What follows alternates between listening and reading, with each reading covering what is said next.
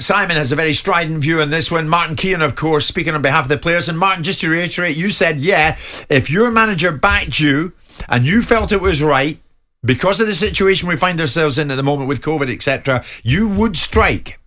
If it got people to sit up and take notice of what we need, the bigger picture, yes, I would.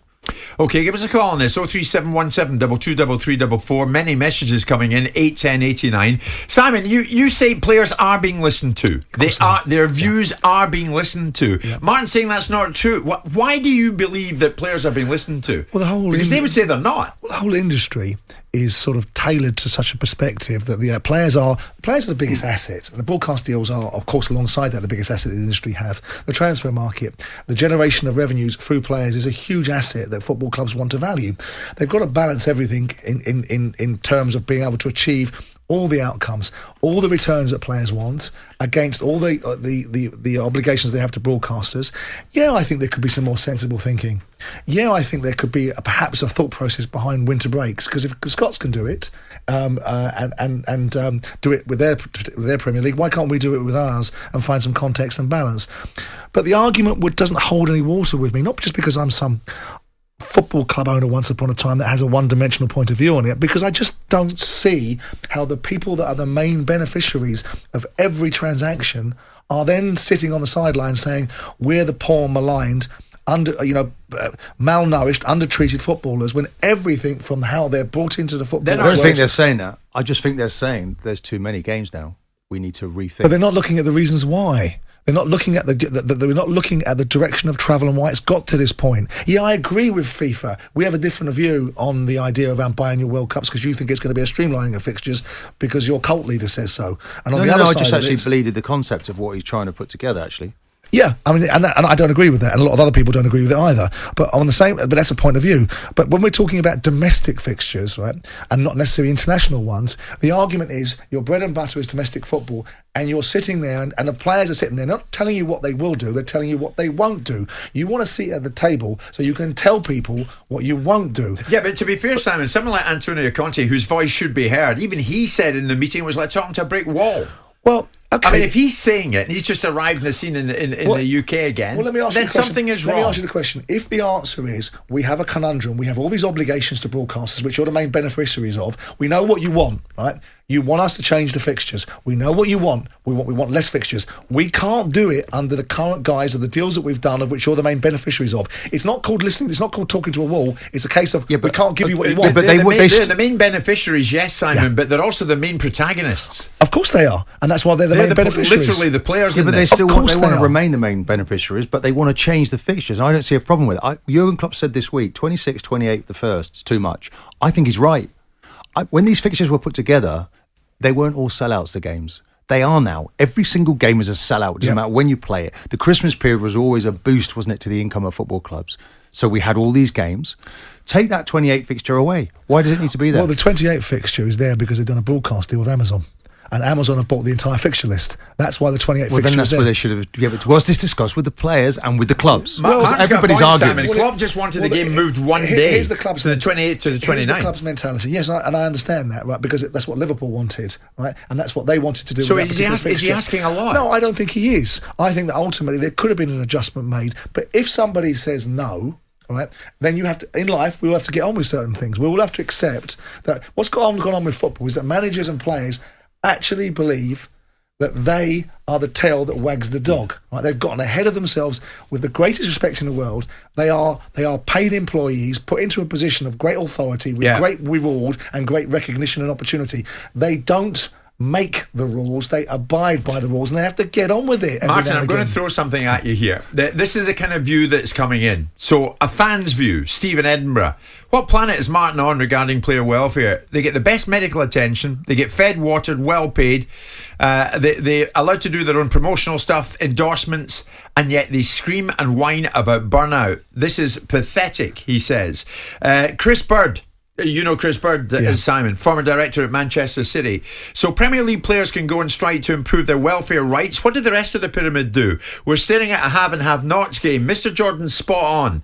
Incidentally, thank you guys for making every morning on your show so informative and entertaining and feisty. Danny Mills, former player. Former player Danny Mills. It's one congested weekend. You know from July that it's coming.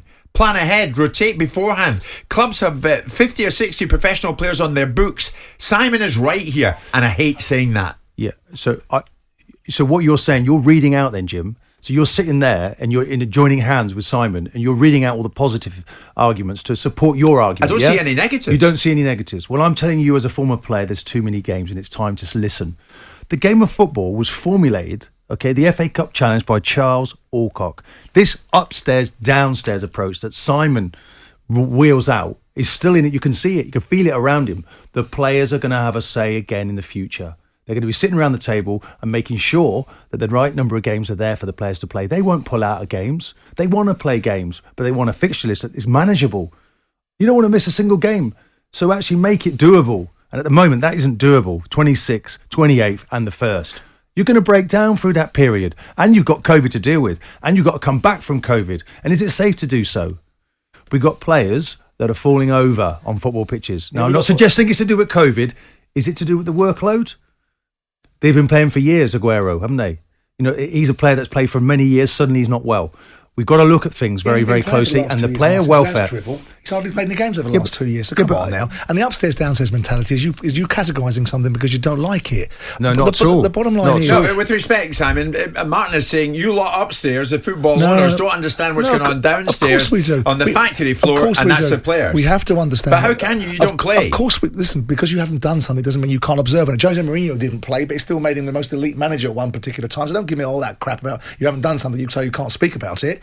The one thing you focus on is trying to get the best outcomes because you know that sometimes your biggest asset and your biggest liability are your players. So you have to manage those players and you have to manage the manager. So why is no one listening to the players? They are listening to the players, Martin. The players aren't in this instance getting what they want. They aren't getting what they want. They're having to threaten to strike before they're listening. They're really not threatening. What you've got is one manager that probably doesn't get the gist of English football because it doesn't suit him to. Came over here and thought the League Cup was a crap tournament until he realised he could win it every year and suddenly started to play in that tournament more regularly. I don't think he's ever talked about it in disparaging ways. Won it 5 times. I don't think no, but he did. That. When Pep Guardiola came over here and talked about the League Cup in disparaging terms. And you've now got Ralph Rangnick, who's been here for 5 minutes, talking about we should be dropping this particular cup. But you look at the dynamic of it and you say, nobody is not factoring in the players. The players at the front of the queue from every aspect of what is done to how they're looked after to how they're paid. Nobody wants to make it all about money. Do you know who makes it all about money? You lot make it all about money. You, the players, make it all about money because every time you rock through the door, it's about what you should have, when you should have it, and how you should get it. And when you get an opportunity like players like Jack Grealish to go and have a day off, what do? They go out and they come in the next day not fit for work. So you defeat your own arguments. But you are getting a bit stung here because of what happened with you and wages spiralling out of control. You've got to be a big boy and you accept the consequences of the decisions that you make. I have never complained about the decisions that I made. I made a decision to pay players and to put my financial future in jeopardy because of the decisions that I made. That's not the reasons why I have this attitude. I think there's got to be equitability. If everybody's having it on their toes and all these football clubs are making millions of quid, right, then you look at it and go, well, hang on a second, these owners are making a fortune. And the players are really being badly treated.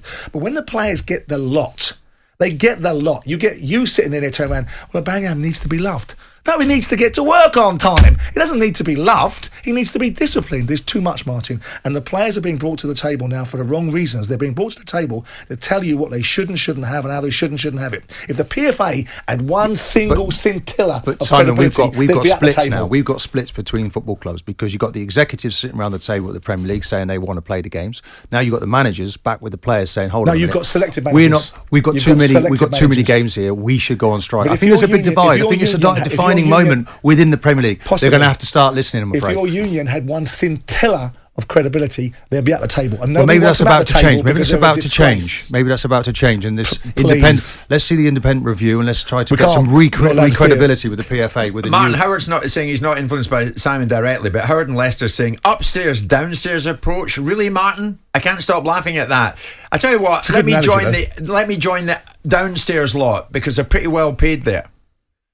Yeah, but do they have the respect they want? This is what players want to be listened to, isn't it? It's about looking No, they at want fixture what they list, want, Jim. Mart. It's not about respect. They want what they want, and this is how they want it. I think it's a different area now. When the manager starts to talk about supporting the players to this sort of extent, Certain then managers.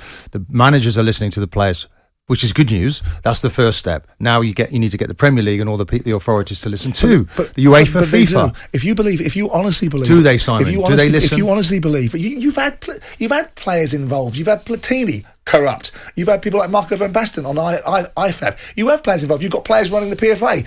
Don't be telling me about having players involved, because the current list of players you've had involved haven't done you much credibility. You're going to get one of Martin Keown's mince pies right in the kisser. You know that. Jim White and Simon Jordan, Monday to Thursday morning, 10 till 1. On AM, on DAB, via the talkSPORT app and on your smart speaker. talkSPORT.